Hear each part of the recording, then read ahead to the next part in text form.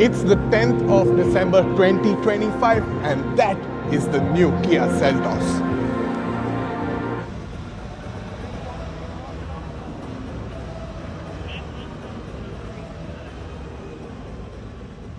Now, not only is the new Seltos bigger than the older Seltos in almost every given way, it is also the longest car in its segment.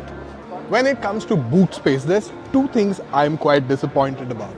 First thing, no power tailgate. Secondly, only 447 liters. That is much lesser than some of its competition. But there is a full-sized spare wheel.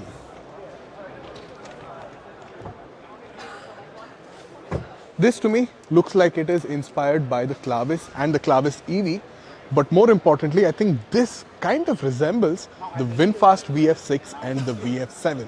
Of course, this LED tail bar helps define the width of the vehicle. There's also this integrated stop light. It's integrated into the rear spoiler, and below the rear spoiler, somewhere hidden out of plain sight, is the rear wiper. So this is the Tiger Nose grille and this is the star map LED light. This is actually the main headlamp unit and these are the fog lamps. If you can see, the entire grille comes with a sort of glossy piano black finish. But there is something that I don't like, and this has been a trend lately. Piano black finish. This is going to scratch up really easily. And this piano black finish in cladding is available everywhere. Here, even here, this is going to scratch up so easily and you're going to have a very tough time maintaining it. Again, the same 3-engine options are available on the new Seltos as well. This is the turbo 1.5-litre turbocharged 4-cylinder engine.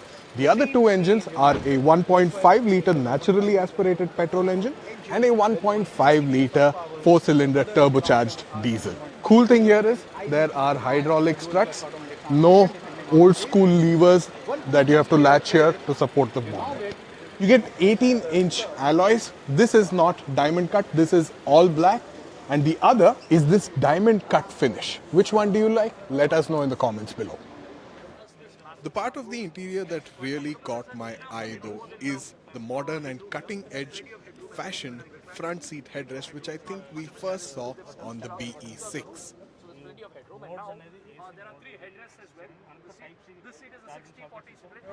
So the seat ventilation control is usually in the center console, but on the Kia Seltos, it is here on the door panel.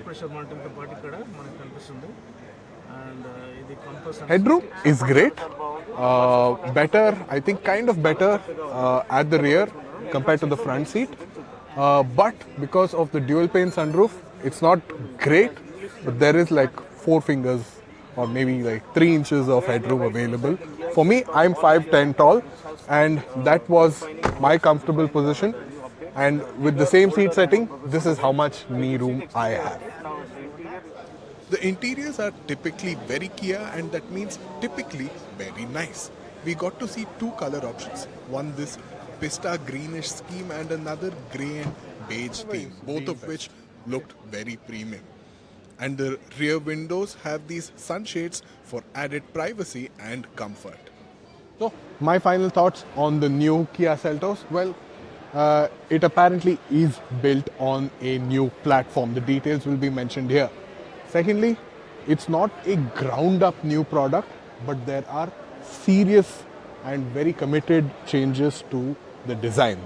It looks more butch and it does look like it has 19-inch wheels, but they are still 18-inch wheels. So it does look more butch without necessarily looking very aggressive in the rear view mirror. So what do you think of this new Seltos? Is it badass enough? Park Min Jun seemed thoroughly impressed, but whatever y'all think of it is what we want to hear in the comment section. Thank you for watching and we'll see y'all in the next one.